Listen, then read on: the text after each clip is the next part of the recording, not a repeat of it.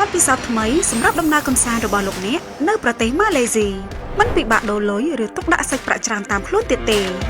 លោកអ្នកអាចធ្វើការស្កេនទូទាត់ថ្លៃទំនិញឬសេវាកម្មនានានៅគ្រប់ទីកន្លែងក្នុងប្រទេសម៉ាឡេស៊ី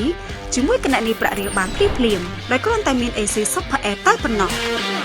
ដើម្បីអាចធ្វើការទូទាត់បានដំបូងបើកម្មវិធី AC Super App ចុចទៅលើមេនុយទូទាត់តាម QR បញ្ចូលលេខសម្ងាត់ស្កេនម្រាមដៃឬផ្ទៃមុខហើយស្កេន QR code របស់ពាណិជ្ជករនៅប្រទេសម៉ាឡេស៊ីដែលមាននិមិត្តសញ្ញា Dut Now QR រួចជ្រើសរើសគណនីកាត់ប្រាក់ចេញដែលជាប្រាក់រៀលបញ្ចូលចំនួនទឹកប្រាក់ដែលត្រូវទូទាត់រួចចុចលើប៊ូតុងទូទាត់ឥឡូវផ្ទៀងផ្ទាត់ព័ត៌មានឡើងវិញរួចចុចលើបញ្ជាក់ជាការស្រេចគ្រាន់តែស្កេនភ្លាមទូទាត់បានភ្លាមជាមួយ AC Super App ដើម្បីឲ្យដំណើរកម្សាន្តឬធ្វើកិច្ចទៅប្រទេសម៉ាឡេស៊ីរឹតតែមានភាពងាយស្រួលសប្បាយរីករាយនិងគ្មានកង្វល់ពីការទុកដាក់សាច់ប្រាក់ទៀតទេតោះមកសាកបទពិសោធន៍ថ្មីនៅលើ AC Super App សម្រាប់ការទូទាត់ប្រាក់នៅក្នុងប្រទេសនិងបណ្ដាប្រទេសក្នុងអាស៊ីជាច្រើនទៀត